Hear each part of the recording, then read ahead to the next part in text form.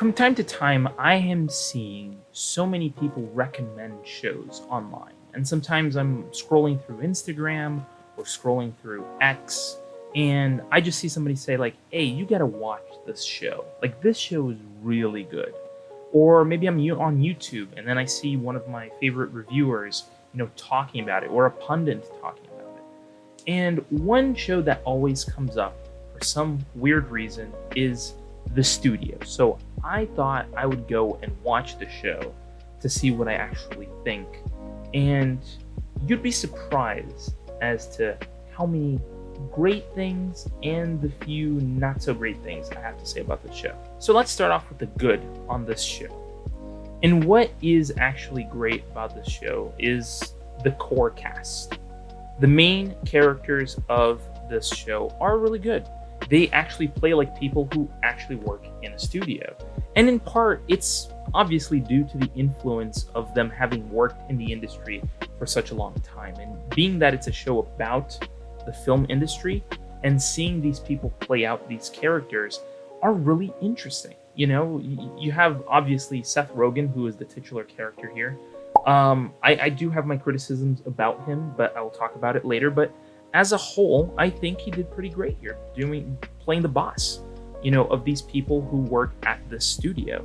And, obviously you have Catherine Hahn, who's absolutely great on this show. And obviously she has her quirks as well, but I think she's great. She's overall great. She's what you expect from Catherine Hahn as a character in a comedy series, And then, obviously, apart from that, you have Chase Sui Wonders, who's also great in the show. Even though she has a smaller role in the show, she does really great. She really does, stand out when she's on screen and plays her character really well.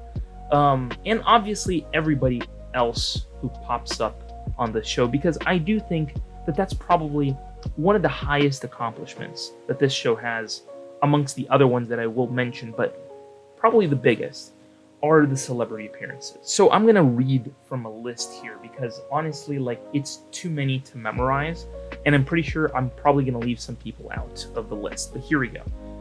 We got Steve Buscemi, we got Olivia Wilde, we got Zac Efron, Ron Howard, Charlize Theron, we got Greta Lee, Charlie D'Amelio, we got Adam Scott, Anthony Mackie, Anthony Starr, we got Zoe Kravitz, we got Dave Franco. I mean, honestly, it's mind-blowing the list of people who pop up in this show, and they just pop up to play like a characterized version of themselves. And I love that. I love that they are referred to themselves. Like Charlize is Charlize on this show. Dave Franco is Dave Franco on this show. So I feel like those aspects of this show may add a little level of realism, but honestly, it's just the fact that you're getting someone to play a small part in a much bigger show, and they just, yeah, whatever, I'll just pop up on the show. And I am very, very, very, very glad that they did accept this, sort of small role to make this entire series a really fun, ordeal. So that was a really cool thing to get all these people involved. Apart from the people on this show that actually made the show happen, and obviously essentially being directed and showrun by Seth Rogen himself, I do believe that apart from all of that, you also have the other external factors as well.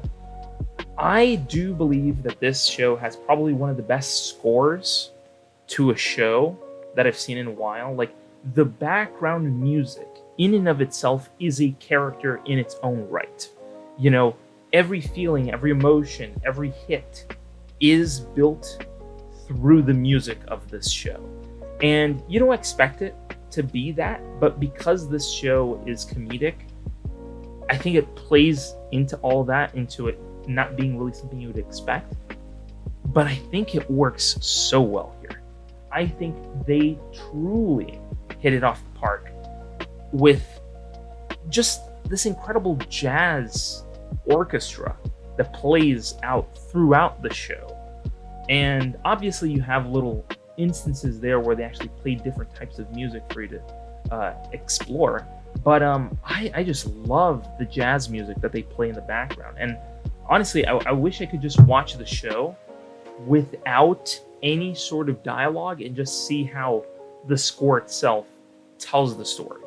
And it just does a beautiful job. And along with the score itself, you have the cinematography of this show. Now, I really like the fact that everything, it feels like it's textured on the show. You know, you have grain, you have a certain level of lighting that makes it feel almost vintage in a way.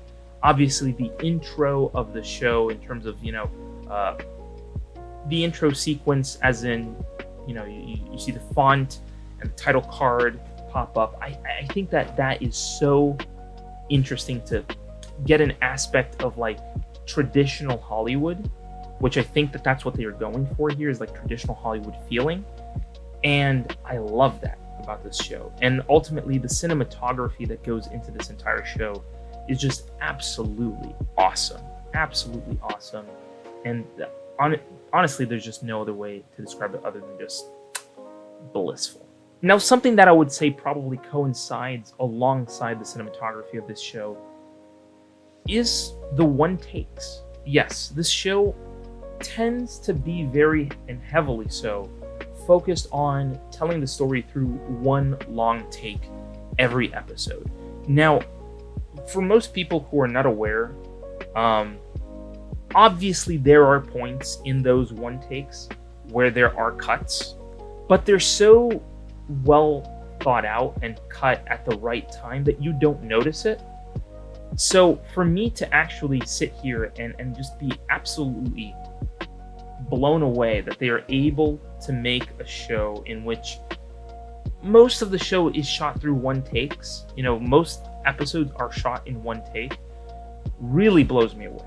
Really does blow me away, because no other show is doing that right now. Everything is like choreographed, everything is cut and cleanly cut here and there. And this show, it just kind of like bathes in the chaos of everything happening almost at the same time, and it's choreographed so well that you're just like, oh my god, like the camera hasn't cut whatsoever. And I'm just like super impressed. I'm just there like dumbfounded at what I'm watching. And all of this is to say that obviously Apple has been on their A game. A game? Apple on their A game? Kind of rhymes there, but trust me, they are on their A game. I mean, honestly, the shows that they have been putting out as of recently have been just breathtaking. I mean, I've already talked about Severance here, and I think Severance is great. I watched and started watching, For All Mankind. That's also on Apple. And now obviously the studio, and now most recently Pluribus, which I have not finished watching. Mind you, I will come back. I will come back on here. So make sure to subscribe and hit the bell, because you know I'm going to be talking about that show at some point on this channel. But Pluribus just came out, and we're like 3 episodes in, and this show is just absolutely mind-blowing. So honestly, I hope the show ends in a good way, but then again, we're only 3 episodes in. I want to see how it ends. So for me personally, I think Apple is on their A game, and I don't see any sign of them slowing down. You know, if this is what they're putting out, you know, like Severance, the studio, obviously, you know, Pluribus, if this is the direction they're going in, I'm very excited to see what is in their future, because it's just absolutely amazing. And with all of these great things, and like coins themselves, there are always 2 sides to a coin, meaning you have really great things that I can talk about the show, but there are also 2 things that ultimately kind of irk me, but I don't think that ultimately it's just an annoyance that I have, but could be an annoyance mostly to the audience who is watching. Now, the first thing that I would technically say I'm complaining about has to do with the theme of the show, which is like, why would I complain about the theme of the show? I love films. I love the filmmaking process. I love seeing people, brainstorm and work through situations that are uncomfortable in a way, and see how they're going to get out of these situations. I love that. I love the filmmaking process. Now, that is a me thing. That is a me thing. But I feel like for the overwhelming part of the population who is not interested in the filmmaking process, I feel like the subject matter of the show, which is obviously the filmmaking process, can feel almost niche. It's almost like a very niche audience that they're going for. If I was someone who was not interested in the filmmaking process, I can definitely see that someone would not like this, that would not be interested in watching a show that just blatantly wants to talk about the filmmaking process and complain about the problems that they see, and that they have to figure things out and kind of jerry rig their way through problems. So as much as that is a factor that I personally might like about this show, I can definitely see an overwhelming part of the population who does not find that interesting, kind of, confused, or kind of, trying to figure things out. And there's a lot of filmmaking lingo on this show, things that you're not going to hear on other shows that talk about filmmaking. But on this show, they use it, and obviously it adds to the realism of the show, but I feel like it could alienate some of the audience. But then again, if you're going to step into this show, you have to be prepared for that. And apart from that grievance that, I feel like most people would have, or maybe I have for the people who would be watching, apart from that, I do think that there are specific times throughout this show, and specific moments, if not in large part in almost every single episode, there's a lot of overacting on this show. And I feel like some people would find it comedic, but sometimes it's borderline annoying on this show. I feel like characters need to be a little bit more realistic, and I understand that they want to make it flamboyant and pop, and they want it to really get through the heads of people, but I feel like the overacting can be a problem. I feel like the overacting can be a problem on this show, and it can ultimately kind of bring up situations throughout the show that just feel almost disconnected. You kind of lose connection with characters due to their overacting.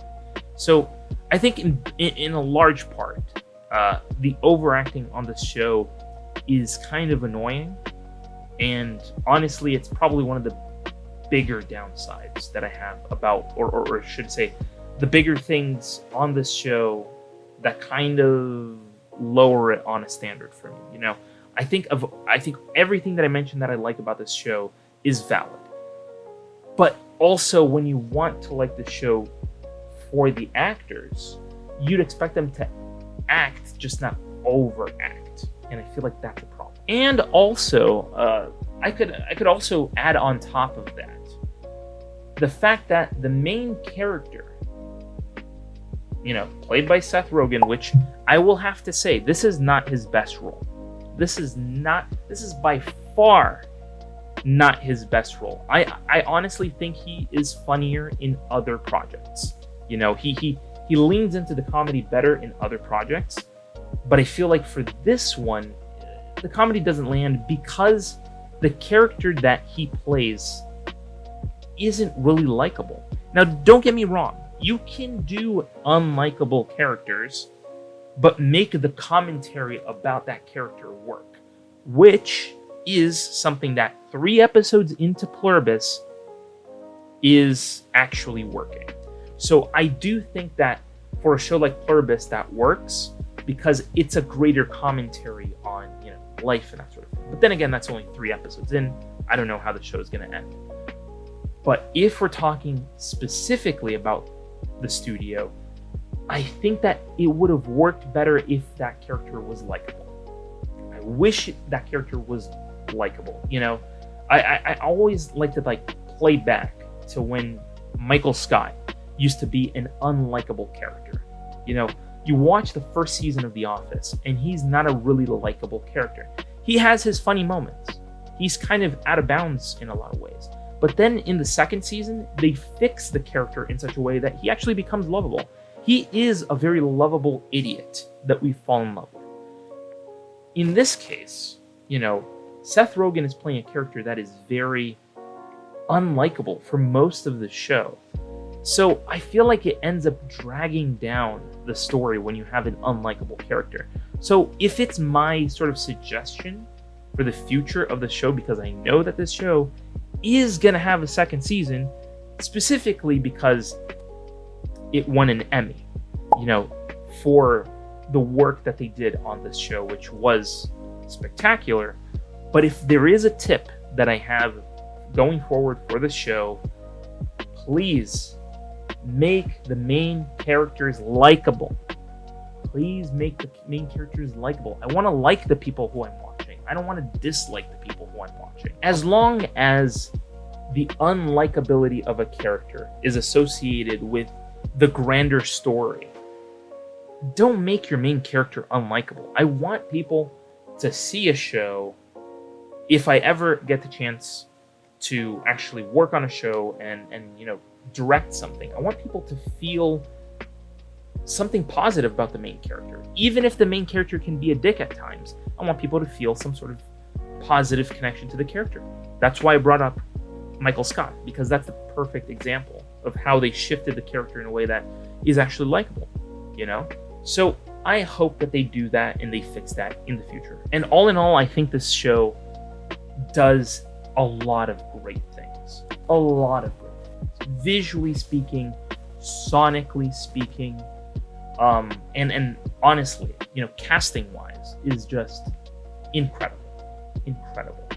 So I do think that this show has a future, obviously.